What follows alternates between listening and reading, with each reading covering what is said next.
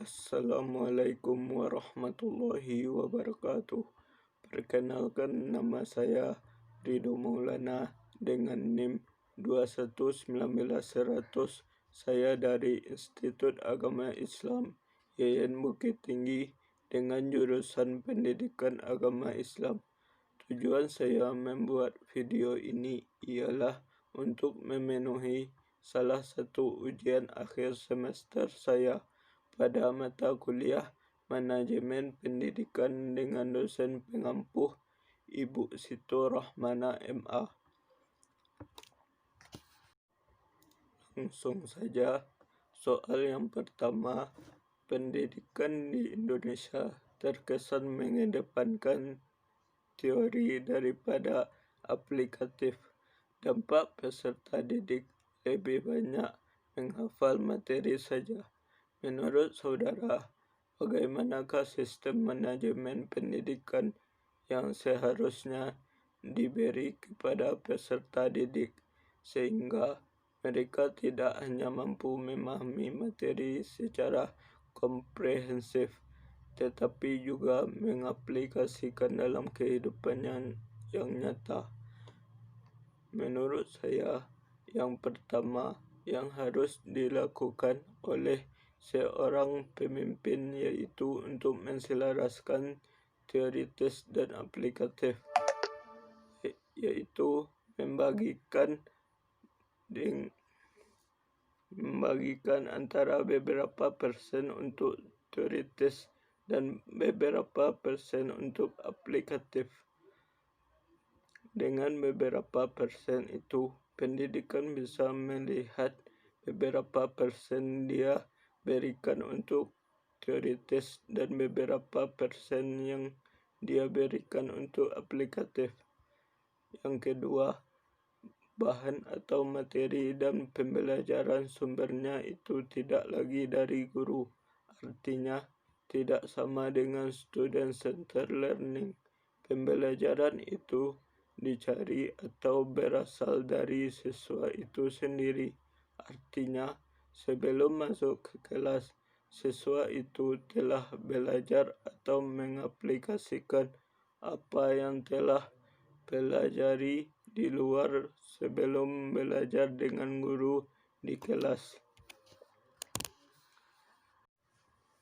Selanjutnya, soal nomor 2, kualitas pendidikan di Indonesia masih belum merata. Menurut saudara, gambarkan dengan konsep berpikir yang sistematis sebuah rancangan yang baik dengan paradigma yang wajib dimiliki bangsa dalam kemajuan pendidikan di Indonesia. Menurut saya, kualitas pendidikan ini belum merata. Kenapa hal itu bisa terjadi? Ada beberapa hal yang harus diperbaiki untuk membuat kualitas pendidikan menjadi merata. Yang pertama, sistem atau kurikulumnya. Mengapa kurikulum harus diperbaiki?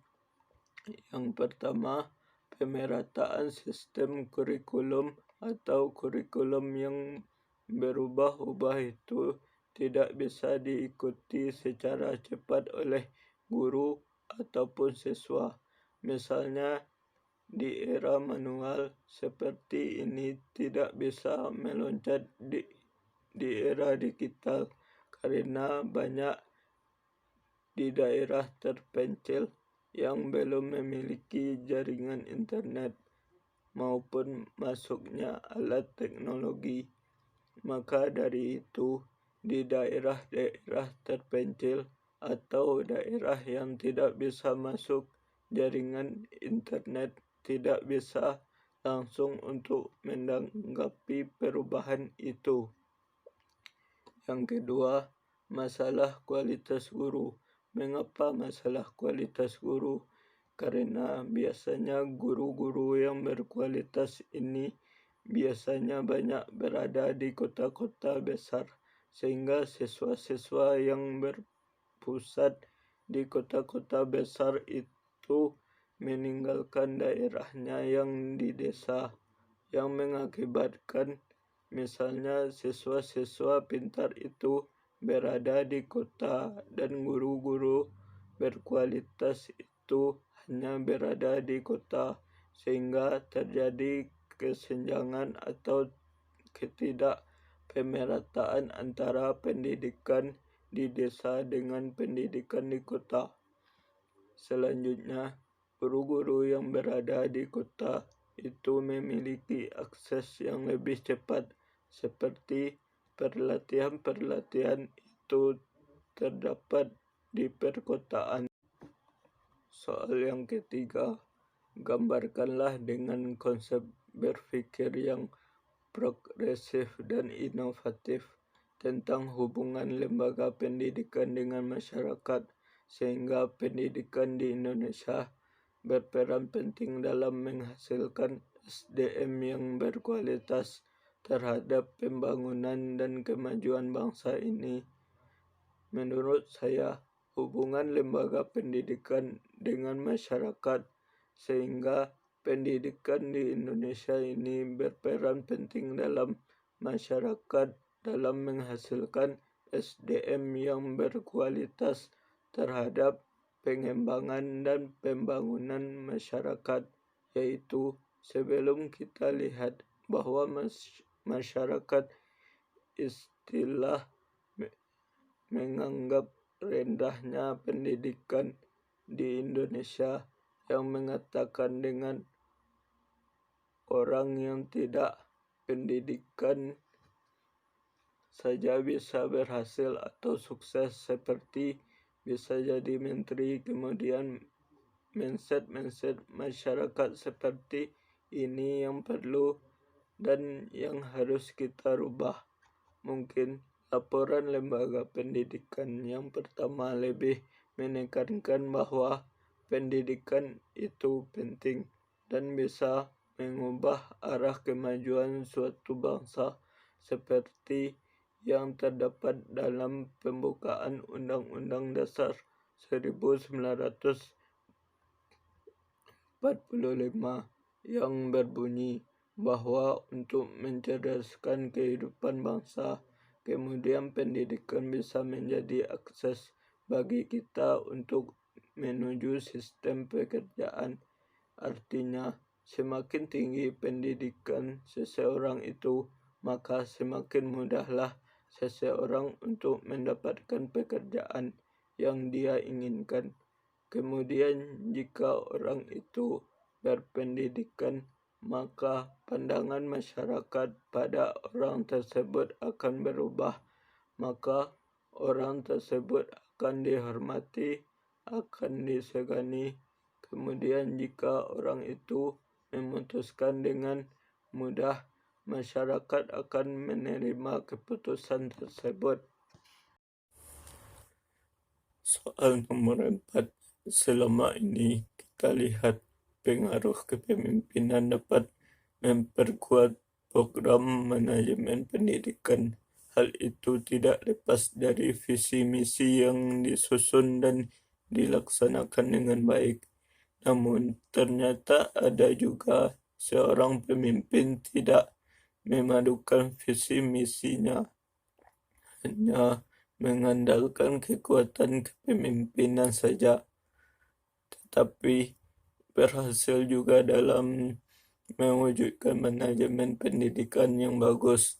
Nah, bagaimana saudara memandang hal ini? Karena sejatinya keberhasilan kepemimpinan seseorang pemimpin sangat berpengaruh besar dalam suatu manajemen pendidikan. Menurut saya, jadi seorang pemimpin sebelum mencalonkan menjadi pemimpin itu, pemimpin harus menjadi jiwa kepemimpinan yang baik. Baik itu dari skill maupun hard skill, terutama dalam manajemen pendidikan ini. Keberhasilan kepemimpinan ini dalam memimpin manajemen itu dilihat dari outputnya. Nah, outputnya ini tergantung dari inputnya. Jika inputnya bagus, maka otomatis outputnya juga bagus. Kemudian kita lihat dari kepemimpinan yang tidak memadukan visi misinya, namun juga berhasil dalam memimpin kepemimpinannya. Hal itu bisa terjadi, tetapi hal bagusnya ketika kita memadukan hard skill kita dengan skill yang kita miliki dalam diri kita seperti public speaking, networking, manajemen konflik, leadership. Pokoknya jiwa-jiwa kepemimpinannya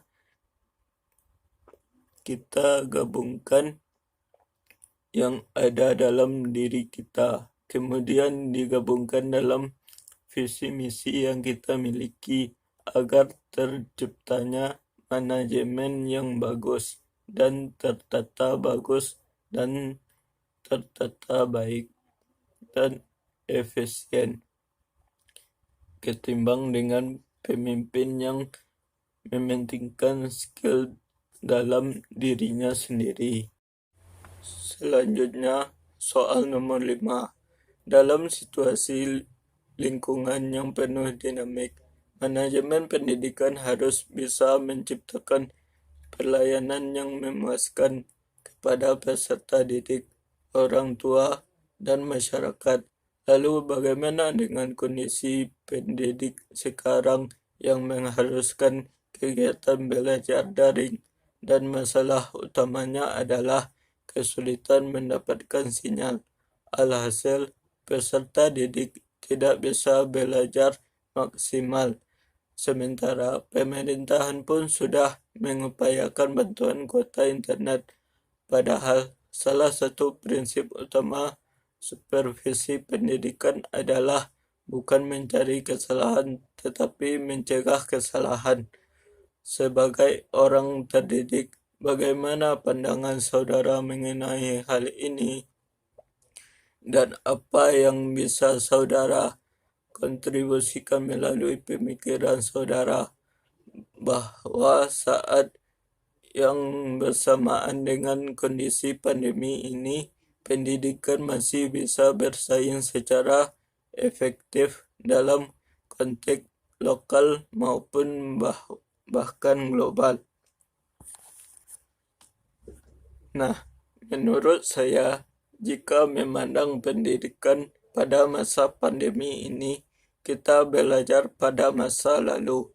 Pada masa lalu, perubahan pendidikan itu bisa berjalan secara cepat dan bisa juga berjalan secara lambat.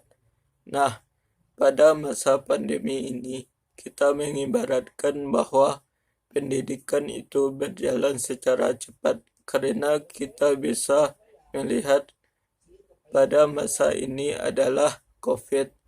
Nah, dalam hal ini pemerintahan juga telah memberikan akses belajar seperti bantuan kuota internet yang menjadikan prinsip supervisi pendidikan, yaitu bukan mencari kesalahan tetapi mencegah dari kesalahan.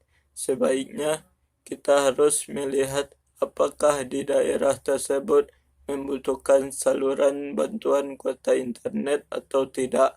Contohnya saja di tempat daerah-daerah terpencil. Tentu tidak mungkin di daerah tersebut memiliki bantuan kuota internet dan tidak mungkin